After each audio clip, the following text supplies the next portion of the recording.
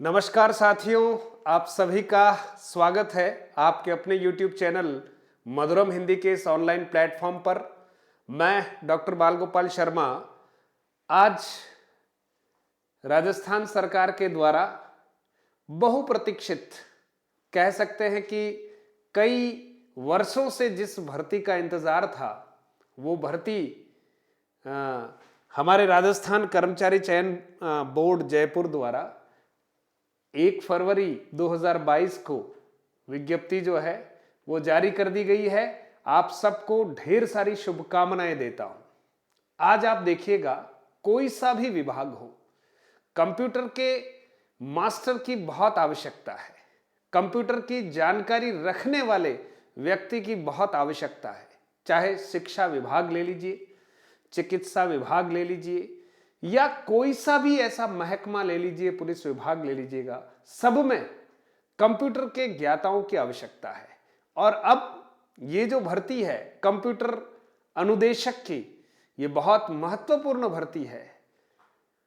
कुछ वर्षों पूर्व हमारे कई सारे ऐसे साथी जो संविदा के रूप में लगे हुए थे, कंप्यूटर शिक्षक का दायित्व निभा रहे थे, कंप्यूटर अनुदेशक का दायित्व निभा रहे थे, लेकिन कुछ वर्षों से वो घर बैठे हुए हैं। सरकार ने उनकी भी सुनी है और हमारे जितने युवा साथी हैं जो कहीं न कहीं कंप्यूटर का बहुत अच्छा ज्ञान रखते हैं, उन सब के लिए एक बहुत अच्छा अवसर जो है वो कर्मचारी चयन बोर्ड द्वारा और हमारी राजस्थान सरकार के द्वारा आप सभी को ये अवसर दिया गया है। इसकी मैं आप सबको ढेर सारी शुभकामनाएं देता हूं और हमारी राजस्थान सरकार जो है वो भी धन्यवाद और बधाई की पात्र है कि उन्होंने ये जो बहुप्रतीक्षित भर्ती है, क्योंकि आप सोचिए, मैं शिक्षा विभाग की बात करूं तो आप देखिएगा हर कार्य जो है वो ऑनलाइन हो चुका है और प्रत्येक विद्यालय में एक कंप्यूटर अनुदेशक या शिक्षक की आवश्यकता है। बहुत सारी कंप्यूटर लैब्स सरकार के द्वारा स्थापित कर दी गई है। बहुत सारे विद्यालय जो सीनियर सेकेंडरी में क्रमोन्नत हो चुके हैं, उन सब में कंप्यूटर शिक्षक की महती आवश्यकता है। उस आवश्यकताओं को ध्यान में रखते हुए सरकार ने ये जो कदम उठाया है ये स्वागत योग्य है मित्रों। और किस तरह से आप आवेदन करेंगे, कितने पद हैं, क्या क्या है, इसके बारे में मैं आपको संक्षिप्त में जानकारी देने जा रहा हूं। तो मित्रों, बेसिक एवं वरिष्ठ कंप्यूटर अनुदेशक भर्ती 2022 परीक्षा का जो नाम है हमारा, वो ध्यान दीजिए, दो तरह के यहां अनुदेशक रहेंगे। एक बेसिक कंप्यूटर अनुदेशक और दूसरे जो है वो वरिष्ठ कंप्यूटर अनुदेशक। और इसकी जो है भर्ती परीक्षा जो है वो 2022 में ही आयोजित होने वाली है और ये आयोजित की जाएगी किसके द्वारा? राजस्थान कर्मचारी चयन बोर्ड जयपुर द्वारा मित्रों ये आयोजित की जाएगी। और आप देखेंगे, सबसे पहले पदों के वर्गीकरण के ऊपर हम चर्चा करते हैं। तो मित्रों देखिएगा, पदों के वर्गीकरण की बात करते हैं तो हमारे पास दो तरह के पद यहां पर हैं। पहला है बेसिक कंप्यूटर अनुदेशक और दूसरा है वरिष्ठ कंप्यूटर अनुदेशक। अब आप देखेंगे दो क्षेत्र है राजस्थान में जिसमें हम कहते हैं, एक नॉन टीएसपी क्षेत्र है, दूसरा टीएसपी क्षेत्र है। तो नॉन टीएसपी क्षेत्र में आप देखेंगे बेसिक कंप्यूटर अनुदेशक की जो वैकेंसी है वो है 8,974 पद है मित्रों, 8,974 पद है। फिर देखिए वरिष्ठ कंप्यूटर अनुदेशक की अगर बात करते हैं तो नॉन टीएसपी में 282 पद है मित्रों। देखिए 282 पद है। और इस तरह से हम देखते हैं तो बेसिक कंप्यूटर अनुदेशक और वरिष्ठ कंप्यूटर अनुदेशक नॉन टीएसपी में अगर कुल पदों की बात करते हैं तो 9,256 पदों पर जो है वो भर्ती होने वाली है मित्रों।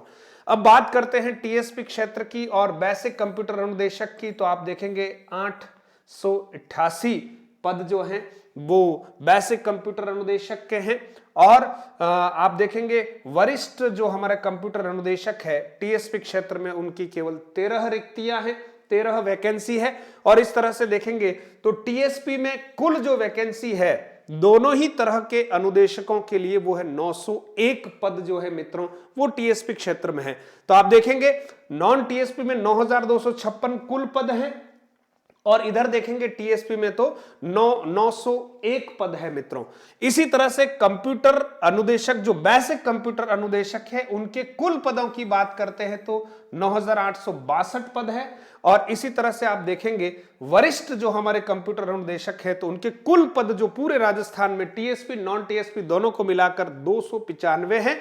और ये जो भर्ती है मित्रों वो टोटल अगर हम देखें तो कितने पदों की भर्ती है, 10,157 पद जो हैं वो उन पर भर्ती होने वाली है मित्रों। तो पदों की संख्या काफी अच्छी है, बस आप मेहनत करना शुरू कर दीजिएगा और अच्छे से मेहनत कीजिएगा। सबसे पहले आवेदन की जो प्रक्रिया है उस पर हम चर्चा करते हैं मित्रों।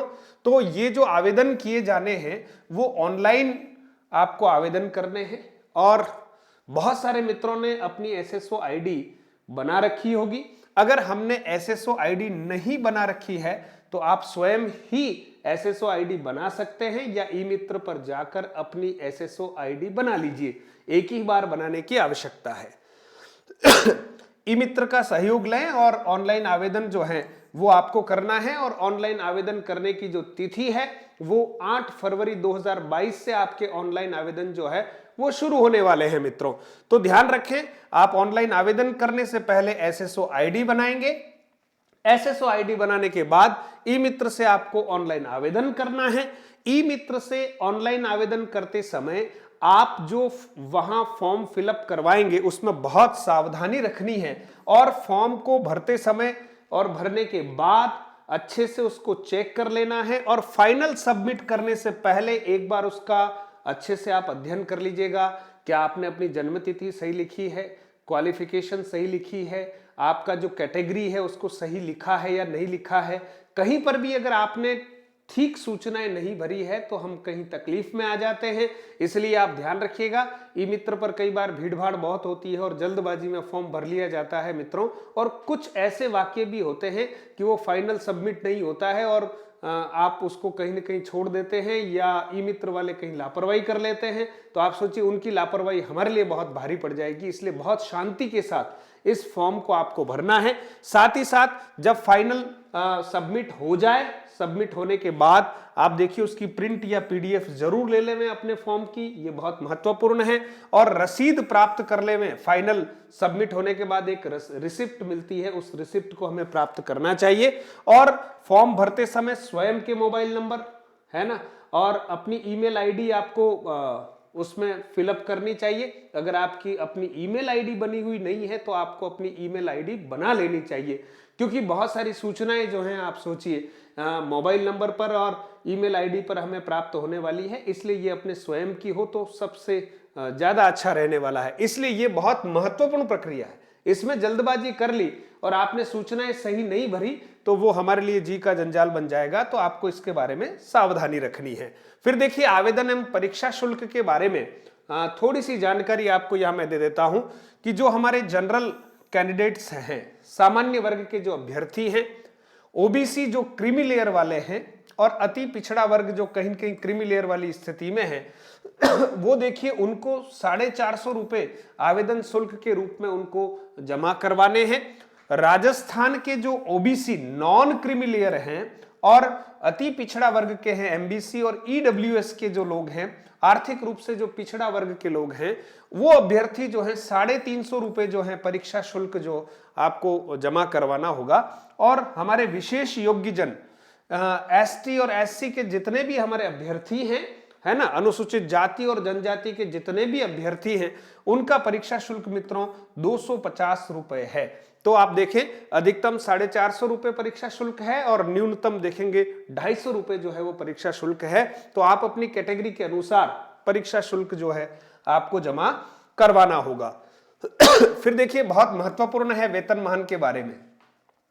7वें वेतन आयोग के अनुसार ये जो हमारा वरिष्ठ कंप्यूटर अनुदेशक है उनको पे मैट्रिक लेवल 10 का वेतनमान उनको मिलने वाला है और जो बेसिक कंप्यूटर अनुदेशक हैं उनको पे मैट्रिक लेवल 8 का जो है वेतनमान मिलने वाला है मित्रों।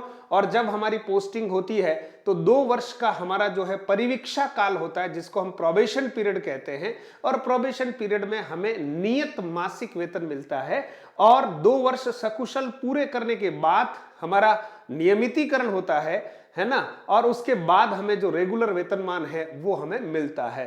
तो आप बहुत अच्छी तैयारी कीजिएगा और ये वेतनमान आपकी प्रतीक्षा कर रहा है। ठीक है मित्रों, फिर देखिएगा इसके बाद पात्रता और शैक्षणिक योग्यताओं के बारे में बात करते हैं। तो सबसे पहले वरिष्ठ कंप्यूटर अनुदेशक पद हेतु क्या क्या योग्यताएं जो है वो होनी चाहिए। तो मित्रों आप देखिएगा सबसे महत्वपूर्ण आप देखें कि योग्यता के बारे में जब हम बात करते हैं तो एमई है ना, यानी मास्टर इन इंजीनियरिंग अगर किसी ने कर रखी है तो वो इसकी योग्यता रखता है वरिष्ठ कंप्यूटर अनुदेशक की। और अगर एमटेक कर रखा है, मास्टर इन टेक्नोलॉजी कर रखा है, किसमें, कंप्यूटर साइंस में, ठीक है, कंप्यूटर साइंस में कर रखा है, इंफॉर्मेशन टेक्नोलॉजी में अगर उसने जो है मास्टर की डिग्री कर रखी है तो वो जो है भर सकता है वरिष्ठ कंप्यूटर अनुदेशक के लिए। और इसके साथ ही आप देखेंगे यहां पर कुछ और लिखा है, देखिए क्या लिखा है, ईसीएस। ईसीएस का मतलब यहां पर है मित्रों कि अगर किसी ने यहां देखिएगा एमटेक कर रखा है ना कंप्यूटर साइंस में, और उसके बाद आप देखेंगे कि इलेक्ट्रॉनिक्स एंड कम्युनिकेशन टेक्नोलॉजी में अगर किसी ने मास्टर्स कर रखा है, इसके साथ इलेक्ट्रॉनिक्स और इंस्ट्रूमेंटल इंजीनियरिंग जो है ईएलई जिसको हम कहते हैं ईआईई, ठीक है, ये भी जो है इसके लिए योग्यता रखते हैं। और आप जो है विस्तार से इसको देख सकते हैं पूरे पीडीएफ के रूप में जो विज्ञप्ति जारी हुई है। तो कुल मिला के जो मास्टर्स हैं किसमें, इंजीनियरिंग में, एमटेक जिन्होंने कर रखा है कंप्यूटर साइंस में, आईटी में, ईसीएस में, है ना, इलेक्ट्रॉनिक्स एंड कम्युनिकेशन में, है ना, ट्रिपल ई जो है, ईटीई और ईआईई जिन्होंने कर रखा है, मास्टर्स की डिग्री कर रखी है, वे सभी जो है पात्रता रखते हैं। या जिन्होंने क्या कर रखा है, एमएससी कर रखी है, किसमें, कंप्यूटर साइंस में या इंफॉर्मेशन टेक्नोलॉजी में, जिन्होंने एमएससी कर रखी है वो भी इसके पात्र होंगे। या मास्टर्स इन कंप्यूटर एप्लीकेशन जिसको हम एमसीए कहते हैं मित्रों, बी लेवल और सी लेवल जिन्होंने कर रखा है, ये योग्यता जिसके पास है वो वरिष्ठ कंप्यूटर अनुदेशक के पद हेतु योग्यता रखते हैं।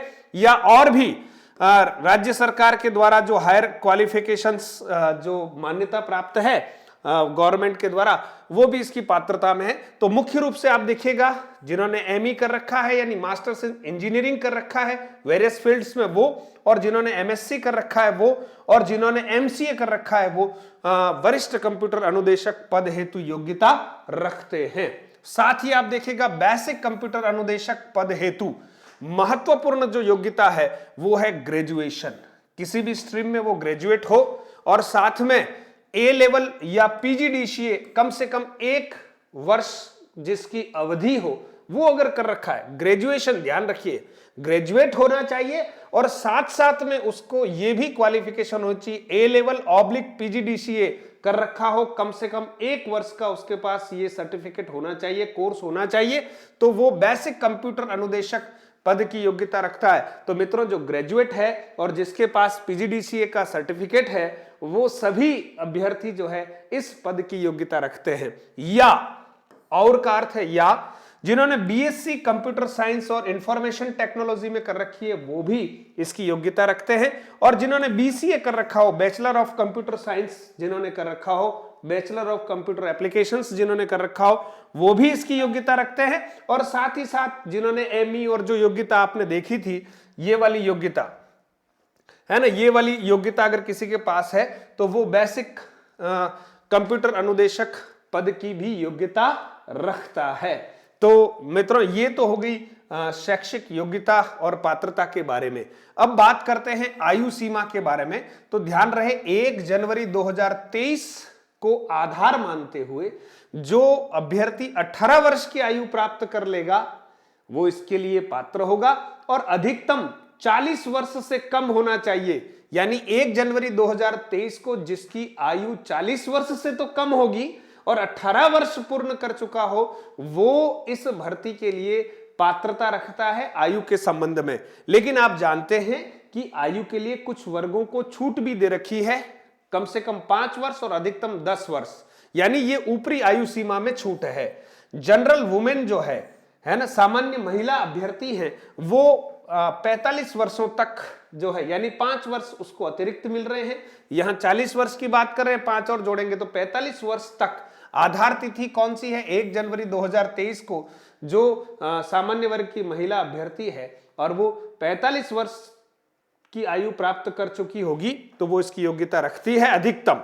फिर देखें दूसरा, ST, SC, OBC, MBC, EWS पुरुष जो राजस्थान के स्थायी निवासी हैं उनको 5 वर्ष की अधिकतम आयु सीमा में छूट मिलेगी।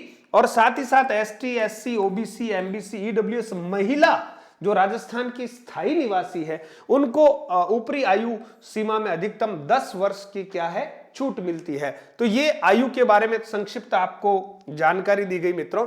और साथ ही साथ विवाह पंजीयन आवश्यक है। जिनका विवाह हो चुका है उनको बिल्कुल विवाह प्रमाण पत्र जो है हमारे जब डॉक्यूमेंट वेरिफिकेशन होंगे या हमें जब भी फॉर्म भरना होगा उस समय विवाह पंजीयन की हमें आवश्यकता है।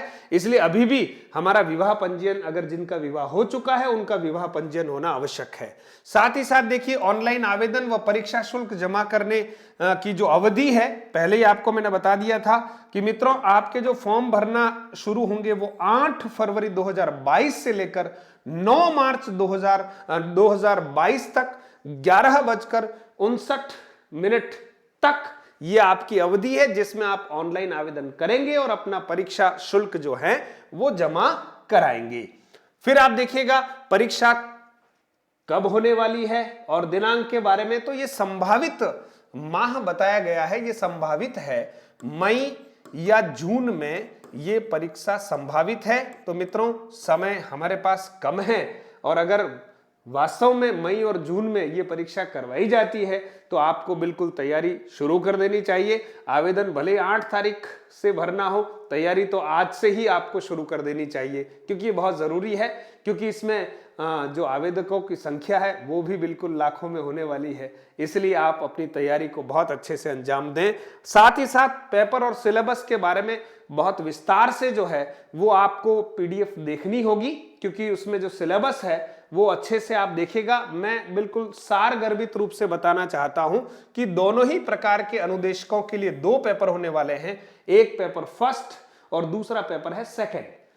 फर्स्ट और सेकंड, फर्स्ट पेपर में कुछ राजस्थान आर्ट, कल्चर, ज्योग्राफी इन सब के बारे में आपसे पूछा जाएगा और सेकंड पेपर में भी मेंटल एबिलिटी वगैरह और कंप्यूटर से संबंधित जानकारियां आपसे पूछी जाने वाली है। उसको विस्तार से आपको जो विज्ञप्ति का पूरा हमारा पीडीएफ है उसका आपको अध्ययन करना है।